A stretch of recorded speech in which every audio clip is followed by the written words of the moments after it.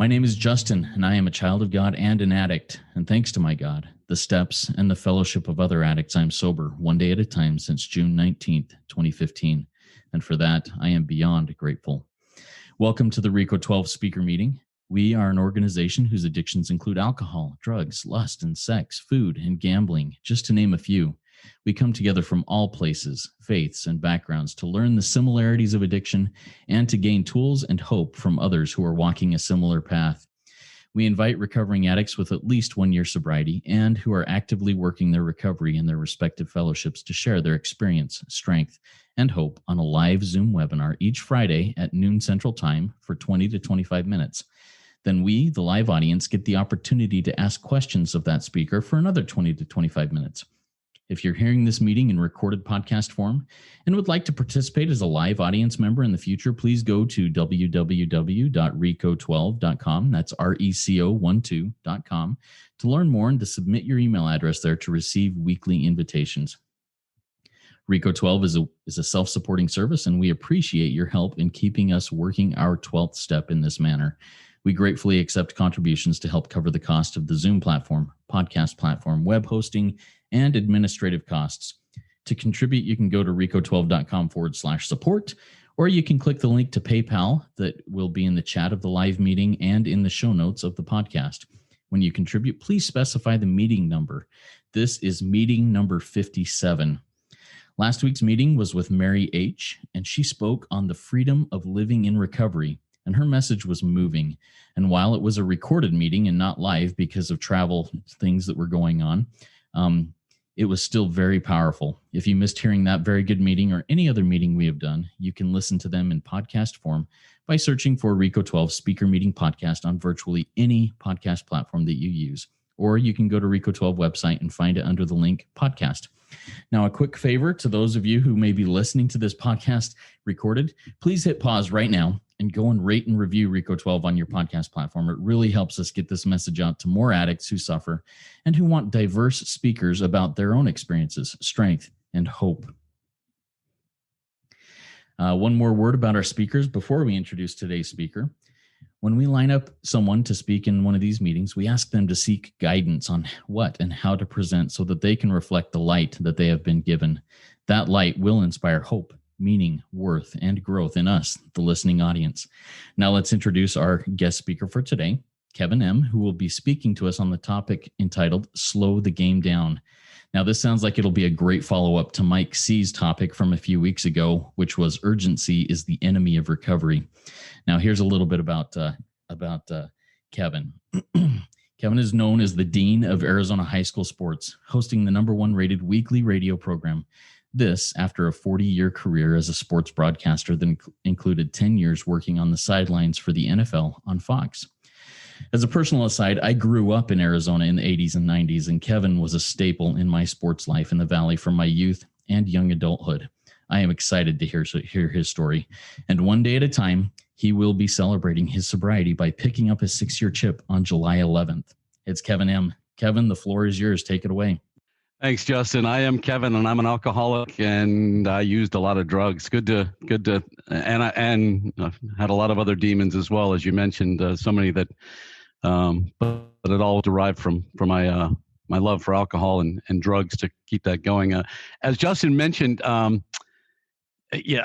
was kind of a big deal. I joke to people that if you've seen the movie Anchorman, that was me. And my kid's dad, it's really funny. And I said, no, it's not. It was really kind of my life story.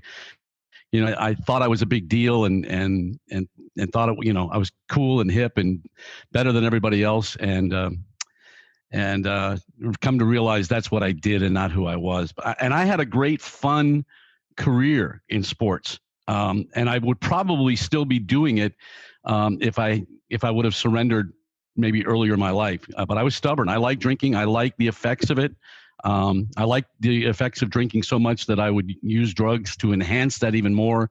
And I talked to an old friend, an old sports producer recently, and I said, when I made my amends to him, and he said, I don't think it hurt you, but it certainly didn't help that I was an alcoholic during those days. But as Justin mentioned, I'll celebrate, God willing, 6 years 7-Eleven on Sunday. And I joke with people 7-Eleven because I bought so much booze and alcohol at 7-Eleven. But then I come to think of that I bought booze at every bar. I had it at every Circle K, every new totem, and waited for drug dealers out in front of 7-Eleven. So there's no special significance other than it was the day that I surrendered and realized that I had a problem. I joke, I've been drunk my whole life. I was born Irish Catholic and blessed with those genes. And my mom told the story and showed with my kids when we were teething, she would rub whiskey or scotch on my gums to soothe the so I've been drinking since I was an infant, probably before I had breast milk. But I really, actually, I wasn't a drinker growing up. I was an athlete. I was like a hockey player, a weird hockey player in Arizona. Weird in a lot of different ways. But I went to Canada my junior year of high school to play junior hockey, and all the players went out drinking at the bars that night, and I got drunk, and I tasted alcohol, didn't really like it, and ended up throwing up. And the reason I remember this is I ended up throwing up and passing out because I had this really cool linen shirt. It was back in the Miami Vice days when, open to here with the chest hairs and the gold chains.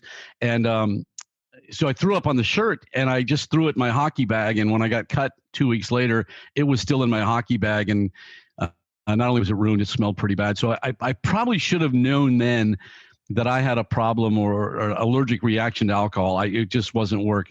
I went on to college at Northern Arizona University and played college hockey and drank like most college kids and hockey players do, and enjoyed a great career in drinking. And then I was fortunate enough to get into the sports broadcasting field when I got out of college. And it's really exciting because this was a time when there were only 3 networks, NBC, ABC, and CBS. And there were basically only 2 jobs for what I did, a weekday guy and a weekend guy. And so it was really tough. There was no ESPN had just started. They were doing monster truckles, and there was no Fox. There was nothing. So, but I was fortunate to get into the business and really enjoyed a great career. And actually broadcasting the evening news. Back in those days, young people actually watched the evening news. There was no TikTok and no cell phones. You couldn't get your news. So you waited for Kevin M. at the 6 and 10 o'clock news. So I was anchorman. I was kind of a big deal.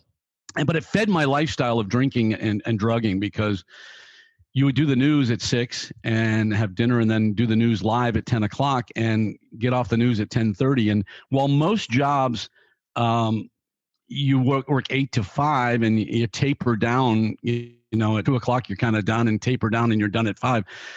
News business, you raced until 10 o'clock, did this show, and you're up and geeked up. And I like to say it was a reason to calm down was go drink. But we would drink after bad shows. We would drink after good shows. We broke a story. We would drink on Christmas. We would drink. It could be Arbor Day. We went and drank, but it really fed my career, fed my lifestyle of drinking, the career that I was in sports broadcasting. And I was fortunate. I worked about 30 years in sports broadcasting and enjoyed great success while drinking. And I joke, and I don't joke. I realize now when I got in trouble, every time I drank, I didn't get in trouble. But every time I got in trouble, I had been drinking, and that's DUIs, and that's infidelity, and just everything. But I had a great career. I covered Super Bowls, Final Fours, the Suns and the Bulls in 1993, Michael Jordan, Charles Barkley, World Series. As Justin mentioned, I worked for the NFL on Fox. I was a sideline reporter. I laugh now.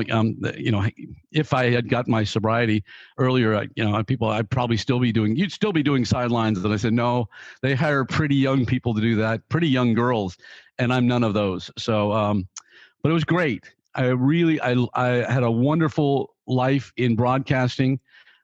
I got married and had 5 kids, and I was not LDS. I was not Catholic. I just like kids and love my wife.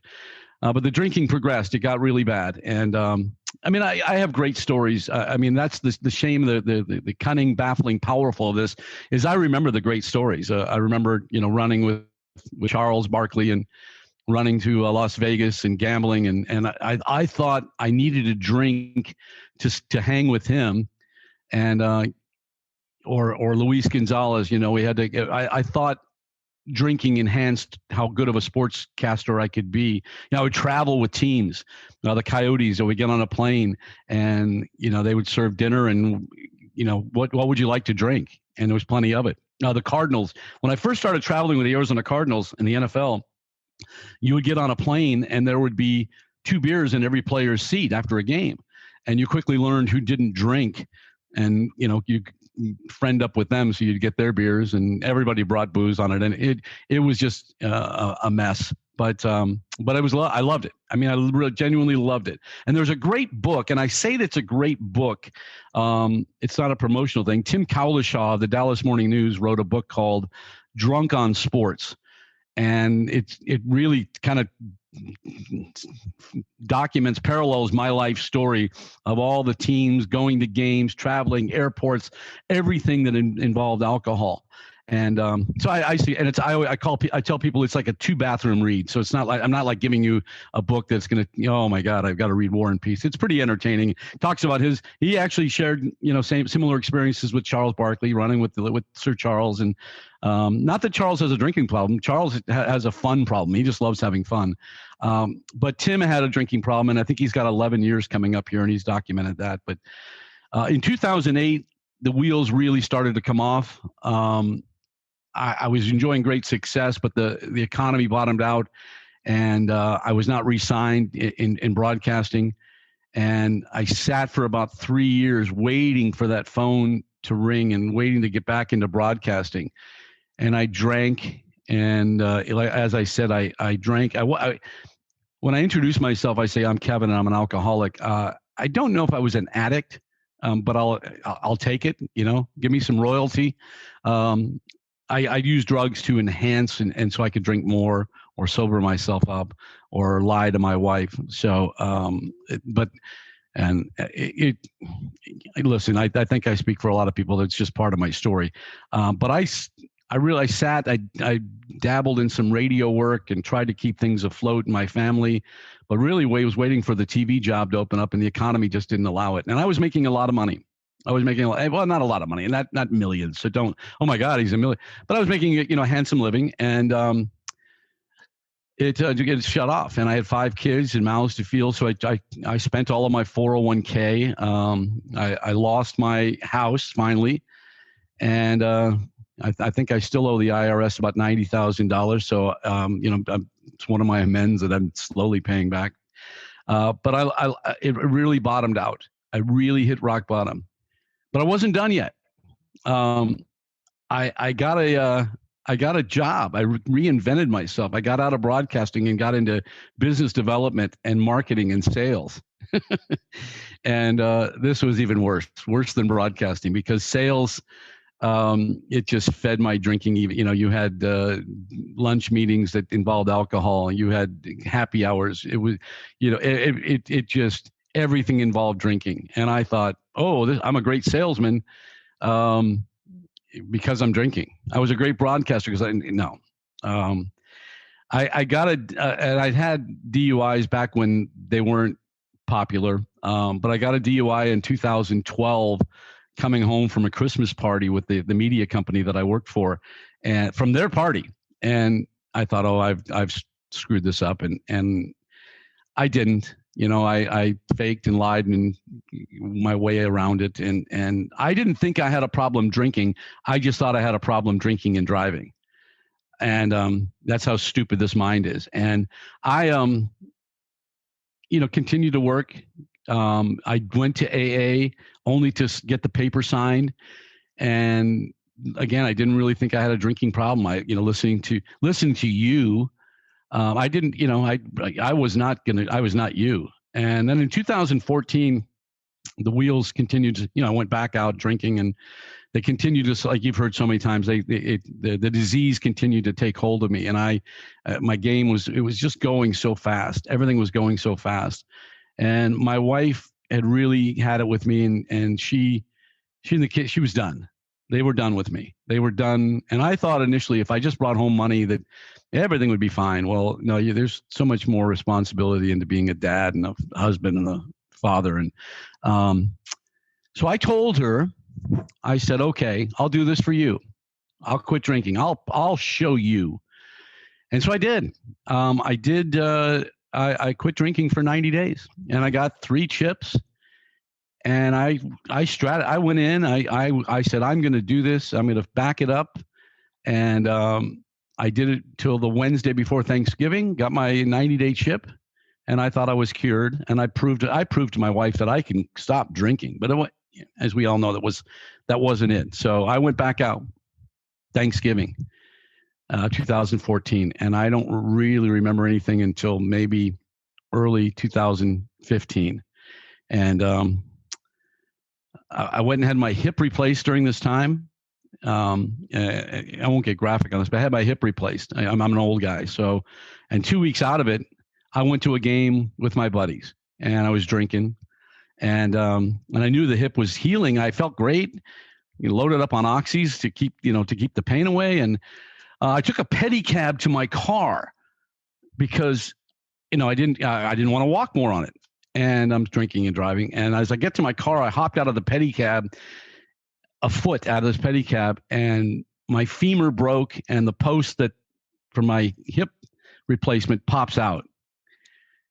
And I think I've really screwed this up. So I asked the guy who drove the pedicab, I said, could you help me into my car?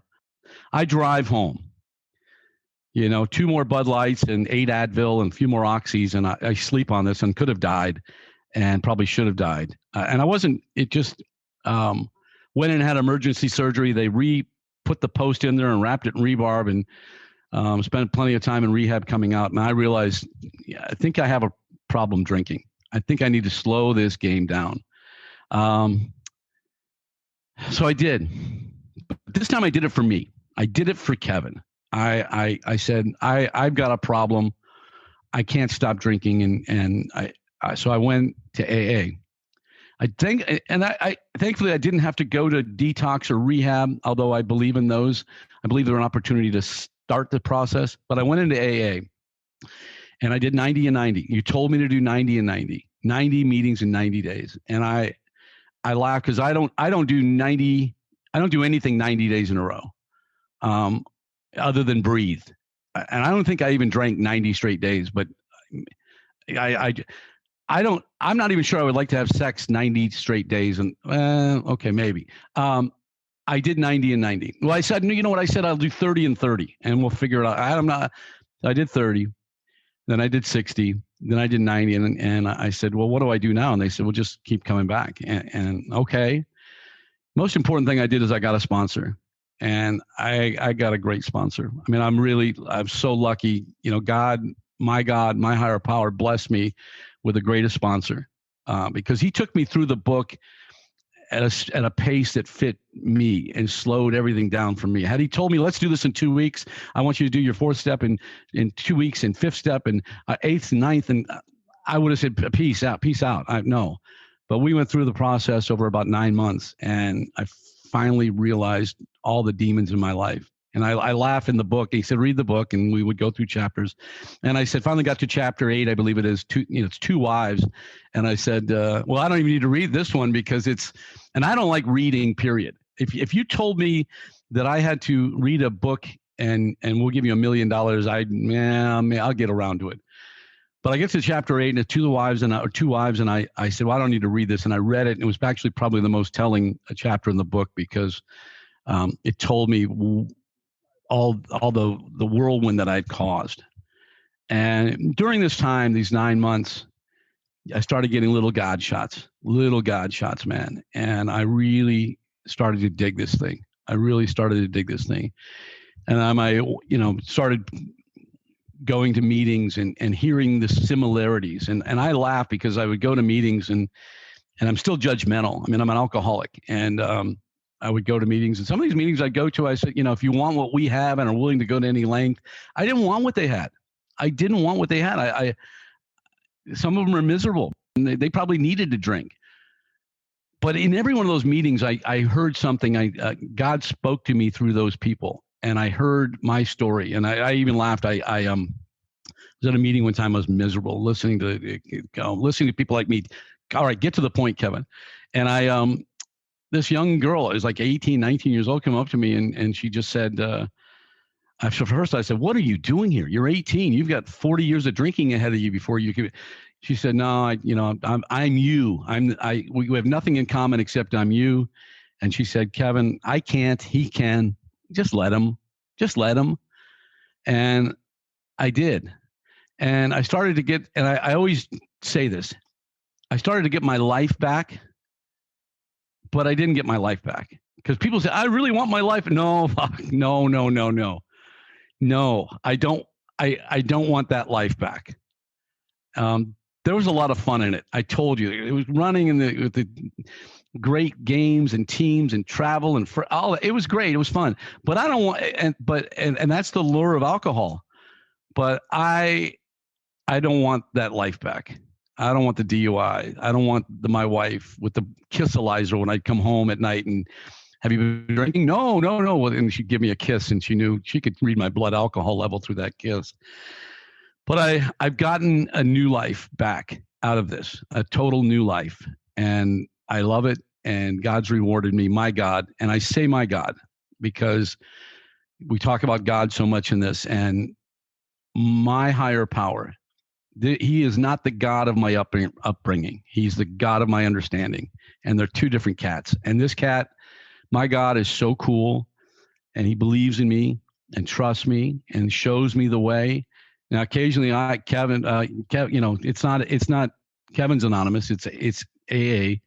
I'll still think I can do it my way, and I pay the consequences for that, make my amends. But he's my co-pilot, man, and I really dig my life that I have. I'm blessed that my wife stayed with me 31 years. My 5 kids, and actually, as I was talking right now, my daughter just FaceTimed me. Ellie, because she wants to work out at lunchtime, and they like Dad, they dig, and we joke about the show that I took them through. It was bad, it was really bad, but I am able to be a beacon for them, to lead them and show them, and they're going to make mistakes. I mean, they're kids, they're going to make mistakes, but I'm so much at peace now. I'm so much at peace. And I say that, but I still have, I wake up in the morning and the hamsters are already going. They're telling me what I need to do today. And if I don't have this done by next week, and the voices still haunt me and the anxiety. But when I start to worry about tomorrow, or I look back at what I didn't do yesterday, I just turn it over. I turn it over and say, my higher power, say, "God, slow this all down, slow the game down for me." And that's what, and I like the Suns, my Phoenix Suns that I got a chance to cover, and Barkley and KJ and Tom Chambers and Richard Dumas. I ran into Richard Dumas. Some of you never really heard of him. He played for the Suns NBA Finals team, and he's fought demons his whole life. He's one of the greatest basketball players ever, and you can look him up. Ran into him, and we Rex Chapman. We all share a lot of we have nothing in common. I can't shoot a basketball or dunk a basketball like those guys, but we have the demons, and we fought addiction, and they're both. We smile and we look at each other, and it's a really good feeling. But somebody asked me, they said, the Phoenix Suns are on the verge of winning their first championship ever, and they said, "Kevin, don't you wish you were there?" And I said, "No, I really like where I'm at right now. I like my game. And the whole premise of this is I really wish I could have slowed the game down earlier." And obviously so many of us say that and say, "God, why didn't I do this? Why didn't I do this when I was 35? Why didn't I wasn't ready. I wasn't ready. I was not ready." And we aren't until I'm ready. I had to surrender, and the surrender thing, I struggled with that. I struggled so much because I was an athlete. I worked around athletes. I watched them compete. They like to win. I like to win. I was in broadcasting. I wanted to have the story first. I wanted to get the interview first. I wanted to be on the news first. I wanted to win, but I've come to realize by surrendering, I don't lose, that I do win. I win everything back in my life. And ultimately, um, I realize this in telling this story of slowing the game down. And I'm so glad I'm able to, and I'm able to enjoy this time of my life. I've been fortunate. I still get to do a radio show that is part of my 12 step. I used to do sports because it pumped me up and pumped up my ego, pumped my tires. When I did a story and, oh, you're the greatest. I've covered Arizona high school sports for 41 years. So I get to share their stories of the past, of where are they now, and the young kids today, and celebrate their stories. And I get to hear the genuine love and passion and the excitement in their voices and with their parents. So that, I love that. That's selfish on me. I go to meetings because I want to be selfish. I need to take care of I want to keep the game slow. I'm an old man. It's like an old car that it starts running a little clunky. You need to go get the oil changed or the spark plugs. I need to go to a meeting, and I still do. And I laugh because I'm going to have 6 years on Sunday. And when I first went in and I said, no, what? I'm getting my 5-year chip. What the hell are you still doing here? I'm getting my 24-year chip. What is wrong with you? Why are you? And I get that point now, that this is something the rest of my life, that I need to go and get my oil changed, and look forward to getting my chip. Slowing the game down. This was the ultimate, and what it put in perspective for me. It was about 10 years ago. I've done a bunch of name dropping in this, and I don't know Tom Brady at all, but I'm at a dinner, one of these galas, and there's Tom Brady's parents sitting at the same table with me. And they're calling him Tommy Brady. Tommy's doing this, and Tommy. I'm going, who is Tommy they're talking about?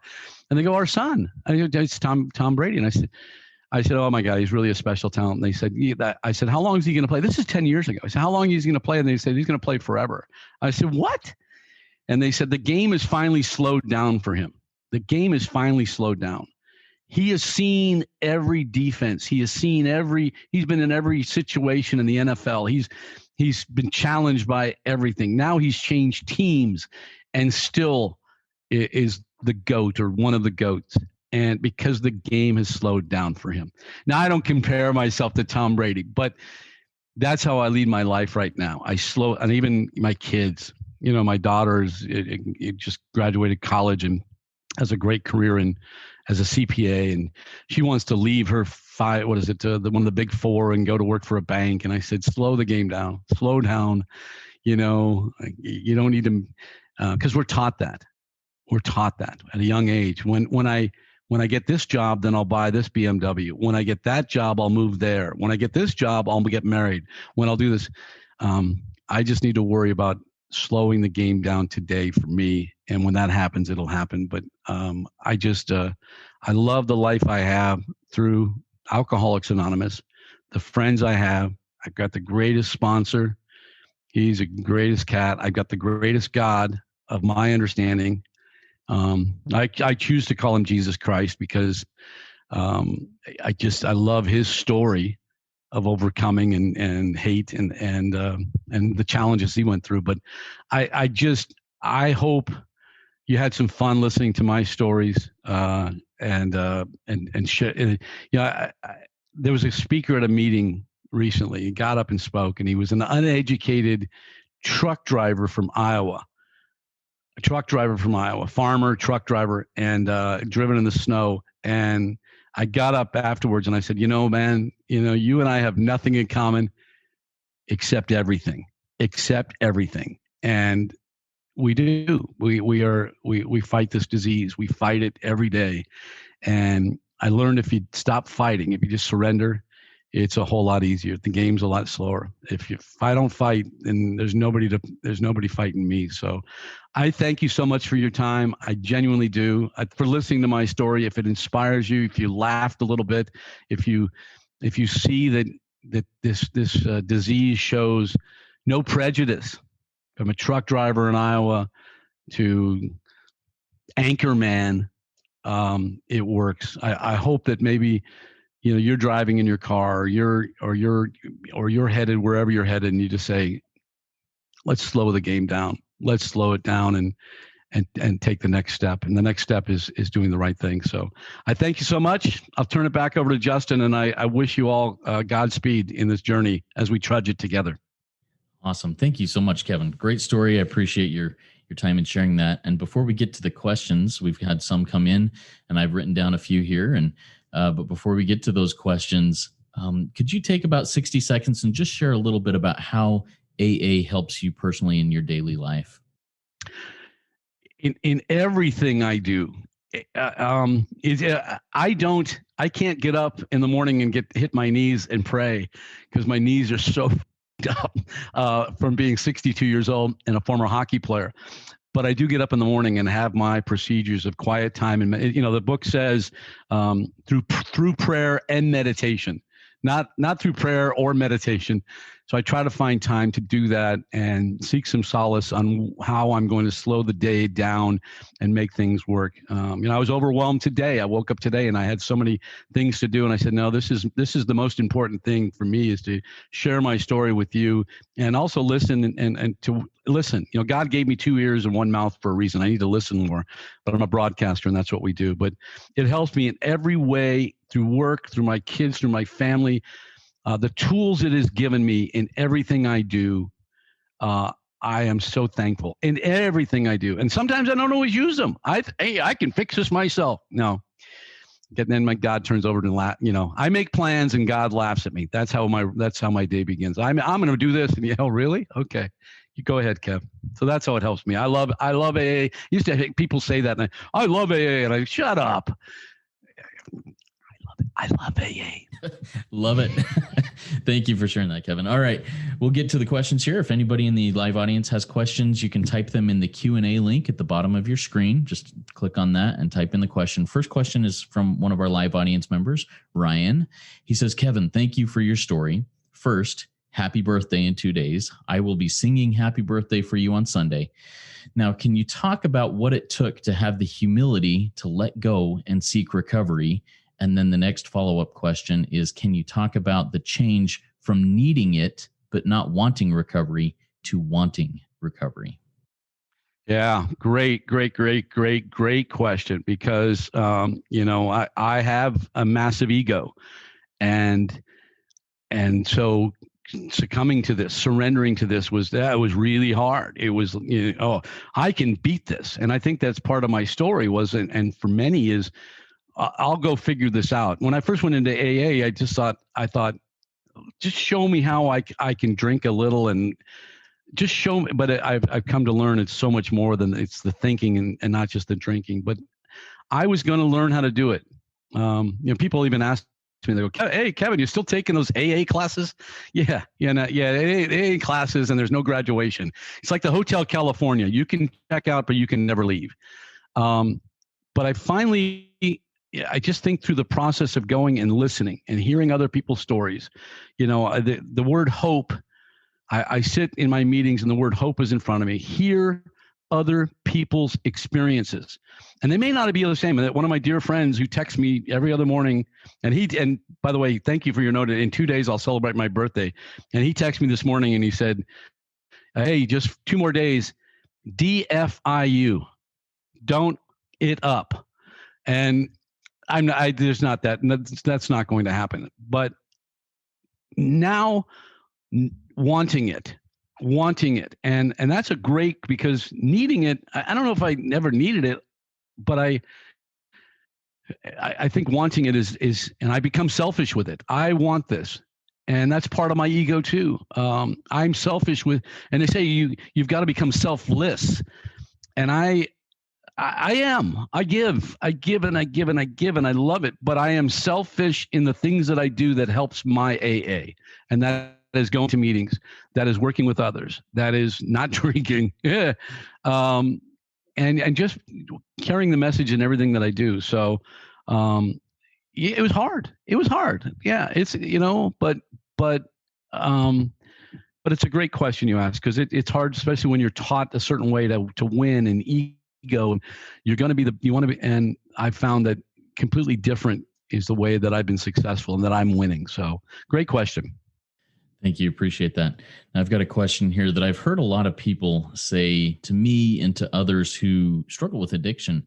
These are quote unquote normies that ask this question. So many think that having a loving spouse and loving that spouse and having kids and loving those kids and those kids loving you would be enough to stay sober. Why is that not the case? And tell us a little bit about your experience with that. Oh man, yeah. I remember my son asking me once. This was when he's 16 now, my youngest, and so this is maybe 4 or 5, maybe no 6 years ago before I got sober, because said he said is your drinking more important than us? He said this, like he's 10 years old, and I'm going, yeah, it is. Who thinks this way? But let's put this into perspective for me. There's a woman who is in our meetings, and she had a baby, and I would think that having a baby is the most cherished thing that any woman could do. I would think, and I've seen, the mother-child relationship, and it's been documented, and she put that on the line for her drinking and meth use, and she cast aside a child. And so that tells you how freaking powerful this really is. That, and I still know it. I know it's still out there. I'm playing golf in Arizona. I could probably just have a couple of beers here. Eating a steak. If I just had a glass of wine, and somebody joked the other day. They said, if I could drink like a normie, I would drink every day. And I said, that's kind of why we're here, because if I could drink like a normie, I would drink every day. No, it's hard, and it's so powerful. I've known people very close to me, and especially with the new addiction, the young kid addiction of heroin and meth and fentanyl. And mine was a I want to say a happy drunk. No, that was mean sometimes, but mine was a celebratory party. I was the party guy. Let's go drink. Let's go. Yeah. Okay. I'll drive. Let's go. This fentanyl and heroin and meth is a whole different animal because it's so dark. The lifestyle of doing it, and then 4 hours waking up in your own vomit and throw up and go poop and going, I got to do this again. So that's a whole different kind of powerful. But it's still, I feel for anyone who battles any of these addictions. I have people close to me who've battled eating addictions, and it's funny when I talk to them because the control, and they find, I did show up early on in my sobriety. I was looking up meetings on that. I'll go to this one. I show up and I'm sitting there, and it was a sex addiction. And I didn't stay. So, but I understand this now, though, that there's so many different addictions. So if any of these open your eyes, and that is just turning it over, surrendering, and I think you'll find some peace and growth with it. Thank you. All right, I've got another question for you here, Kevin. So now that you're, not drinking, you're sober.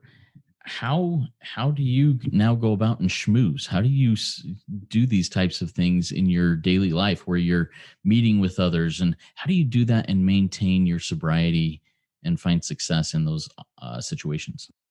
Another great question, because you think, oh my God, I'm going to quit drinking and they're not going to like me. No, they don't. They really don't. They don't care. They don't care. I'll have a Diet Coke, or I'm good. I'm drinking water. They really don't care. Misery loves company, genuinely. If they have a drinking problem, they want to drag somebody with them. And I have friends who do that. I try to separate myself from those situations. But no, I come to realize that I am so much stronger and better. It got really bad for me at the end. It got really bad where, I would show up at events, and I'd have to have a couple of drinks before I got there, and I just felt the anxiety, and get six or seven drinks into it and be really sloppy, and I don't think that wasn't sexy. I mean, that wasn't going to a cocktail party and having a glass of wine and standing there all night with one glass. That's not getting sloppy, ugly, drunk, even mean, is not good. So I have no problem with it now. I actually wear my sobriety on my sleeve, and that's part of it too. I think the ego that I have, the success that I have,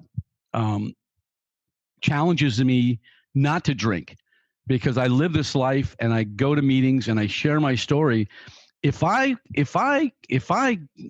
succumbed, what kind of message would I be sending to the other alcoholic? And I know there's a chance it can happen. I get it. It's hard. I get it. But that's part of my new ego, and that I am selfishly doing it for me to make me a better person and not drinking. And people see it, man. They see it. This, Justin, they loved you. They love you. And you tell these people too, yeah, I quit. I had a drinking problem. No, we knew. We're glad. We're really glad, McCabe. We're really glad you're not drinking. So, no, good question. It's finding a new way of living, a new playground, a new sandbox of, and you'll see that as you progress in this road of happy destiny, you find what works and what doesn't work. But I think there's a respect that I still reach out to the athletes. I've talked to someone. Two quick stories, because I'm a name drop here. One was I ran into Mike Tyson here recently. It was a few years ago, and he was sitting in a bar here in Chandler. And I had done a lot of boxing. I had done international pay-per-view, and there's Mike, and hey, what's up, champ? Hey, Kevin, what's happening, man? Come on, and I'm with my son. And my son comes always, hey, Mike, he goes, come join me for lunch. I said, no, we're gonna cruise. BJ's at the Chandler Mall, so can't make this up. And so we leave there, and my son goes, Dad, you know who that was? I said, yeah. And he goes, that's the guy in The Hangover. And so it kind of put all this stuff in perspective. People are who they are. They're friends. That's what they do. Charles is they'll ask me, Dad, isn't that your friend? And isn't that fat guy on TV your friend? And Charles will call me, hey, Chuck, are you skinny or are you fat? And he says, oh, I'm fat. I'm definitely, but I still have relationships that I built over the years, the trust that I had in those people. And if they don't, it doesn't bother me either. So I made a long story out of that. I am wearing my Pat Tillman shirt today too. And I told Justin the story beforehand that Pat was always a dear friend and an inspiration now. But Pat was a knucklehead. Pat has become a hero through what he did in his life. But Pat was just, he was a fun-loving guy. And I laugh because I was in the locker room when my kids were young, and Pat's standing there playing for the NFL, big time safety. And I said, I've got to go potty. And he turns to me and goes, I don't believe you just said potty in an NFL locker room. I said, that's how you talk to kids. And he, good point, Kev. So I've had a great life. I've been behind the velvet curtain or the VIP. And it was cool, but my life is way cooler now. The things I get, my God shots are way cooler than, it's neat. But my kids are mad because they want tickets to the Suns finals now, and Dad doesn't get those anymore, but they'll get over it. They'd rather have this dad than the other dad. Awesome. All right. I have one or two more questions here for you before we close this up. And I want to go back a little bit to the perspective of a wife and of a family. So just last night, my wife came to me and asked me a question. She also works in an Anon program, and she sponsors other women and other people, spouses of addicts and everything. And she was asked this last night by one of those. This woman asked her, did your husband have a hard time understanding why I, the wife, was so hurt by his addictions? And she asked me that question also. And I was like, yeah, I totally didn't get it for a while. I thought, hey, what I'm doing is only hurting me. Mm-hmm. It's not hurting anyone else. So tell me a little bit about your experience with that.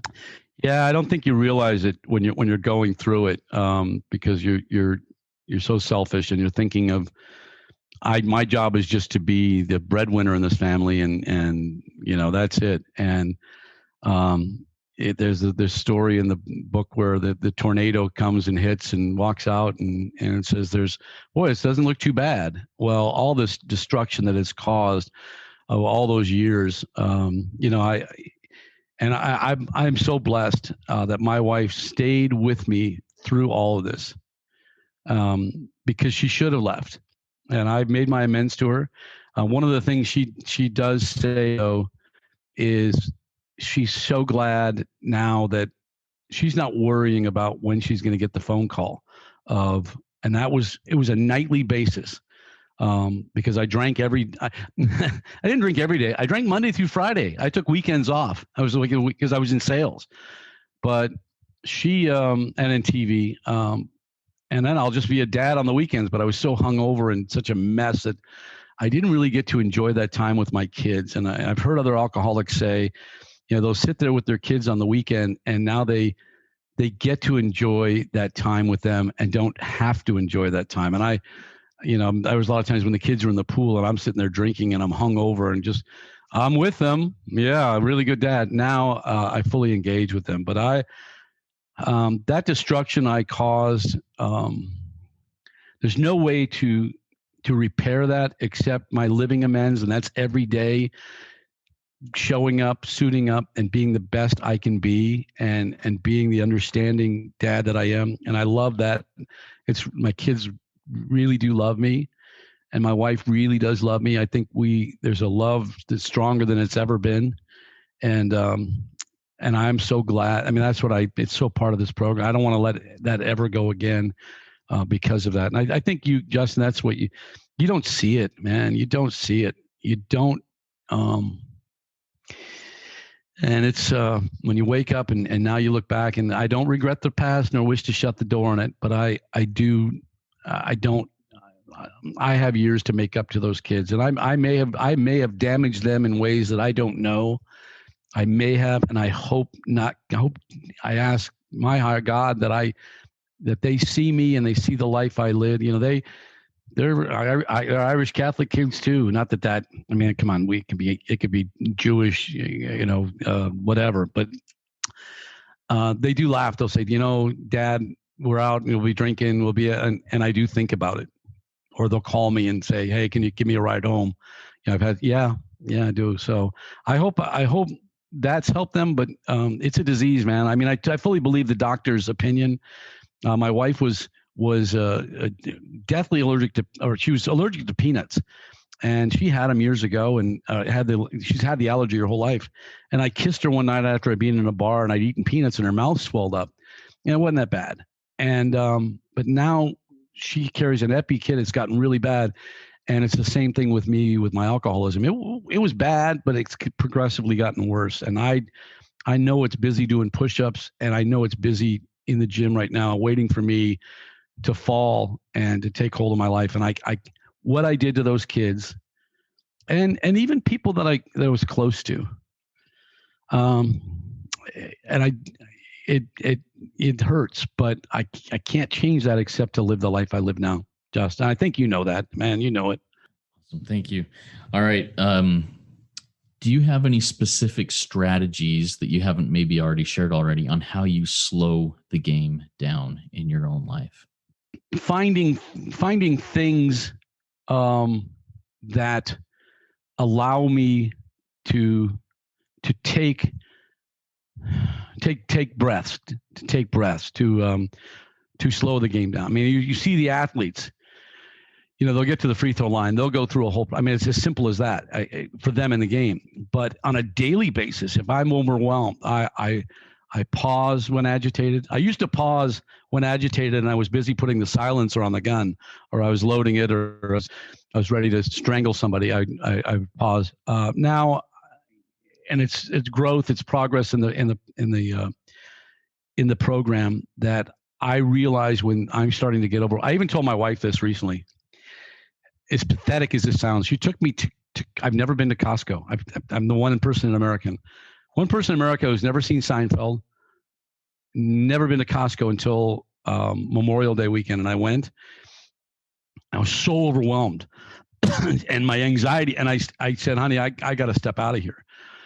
And I was a realization of that this wasn't going to make me drink, but it's a realization of things like that, that that in everything, in work, overwhelmed by a big project. My kids call me. My wife bought a new car this week, and we went out car shopping, and that overwhelms me. But I take time to myself and find things that I can do. Maybe it's reading now, which I do read. Maybe it's just going for a walk. Maybe it's putting the headphones on and listening to a podcast or music to deprogram. Maybe it's just clicking through all the social media crap and laughing at some of that. So I try to, or ultimately, going to a meeting. Way, what a concept. I still go to meetings, and I have a schedule of meetings that I go to, but that doesn't mean that I can't just break out of that. And there's meetings every hour on the hour here in Arizona, and go to a meeting, and invariably I'll get to the meeting and be mad and listen and be madder because they're not talking about what I want them to, but I'll leave there feeling better. And somebody will have said something like, hey, I can't, he can, let him. And that's what I do. So I think that you'll find you, and Justin, you found those things that slow it down for you. It takes time. One of the things I do selfishly, and my wife pointed this out. I've covered Arizona high school sports for 41 years. This is not a plug, but it's what I do. I enjoy the people who are coaching and playing high school sports because it's still pure for the most part. I mean, there's some transfers and club ball and all that, but for the most part, it's still pure. You play for your high school. The coaches don't make any money. It's genuine. We tell their stories, and I do that for me. To share their stories allows me to feel good and slow the thing down for me. Because I'll tell my wife, I go, hey, Friday night I'm going to go to 2 high school football games. Are you okay with that? She goes, yeah, I know. I know that's as much part of your program as going to meetings. It desensitizes me and puts me in perspective. So you'll find those things, and I'm sure you have too, Jay, that you just certain things that bring peace and joy to you in your life and wash out all the others. Awesome. All right. Before I do my closing reading and we close out with a prayer to get us off into the day, do you have any final words of wisdom that you'd like to share with the listening audience here? Well, I thank you for listening and seeking this out, because that's part of the higher power. I mean, I laugh. I go to my home group is a Sunday morning, 6:45 a.m. as you wake up, and it's the only day I'm allowed to sleep in during the week. So I know there's a higher power that is getting me there. I know there's a higher power that has guided me into this program. So it's obviously something got you here. I don't know if it's the Charles Barkley stories or because I'm so good looking. It's something got you here. And if you can take something from it, I hope they'll continue to seek and find and listen for the similarities in the stories. Again, you may not be a sportscaster and have those stories, but there's something in there where the demons, something is driving in your life. So that's all I hope. I hope you got something out of this. That's all I hope. Awesome. Thank you so much, Kevin. I did. And I hope that many others did. That was a great RECO12 weekly speaker meeting for all addicts and those wanting to learn more about addiction and the recovery therefrom. If we didn't get to your question or you have other questions, please go to RECO12.com/forum and join in our community and ask those questions and answer others' questions that will come up. I invite the audience to come back next week. If you have not yet gone to RECO12.com and submitted your email address, please get on that invitation list so you can join us live each Friday at noon Central Time. Next week, we will be hearing from Gus H., a member of SLAA, whose topic will be around this very long phrase here that I got to boil down. Here it is. How turning your will over to a higher power only sucks if the God you are turning it over is a restrictive and austere God. It's a fantastic topic. I got to figure out how to boil it down, though. I'm excited to hear it. So anyways, let's launch off into the rest of our day with the 7-step prayer that I will lead us in. My Creator, I am now willing that you should have all of me, good and bad. I pray that you now remove from me every single defect of character which stands in the way of my usefulness to you and my fellows. Grant me strength as I go out from here to do your bidding. Amen. Keep coming back, everybody. It works when I work it, so work it. You are worth it.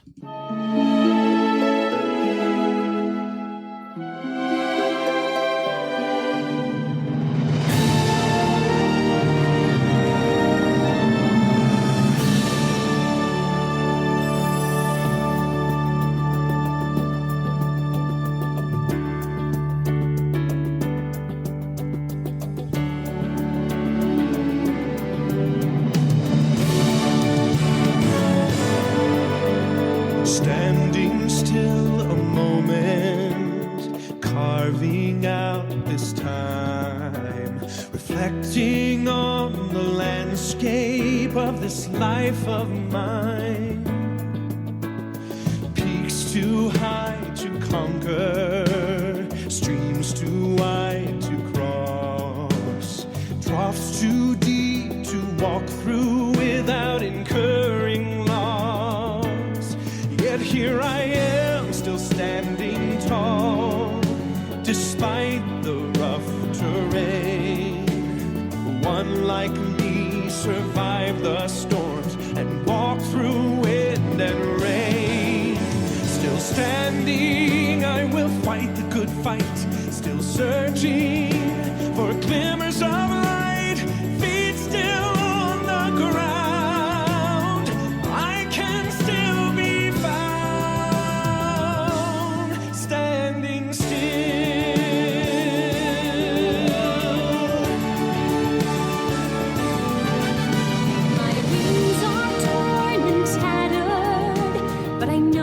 I still can fly. I may not soar unfettered. I may not rise too high. Recorded in the book of life and binded with the seal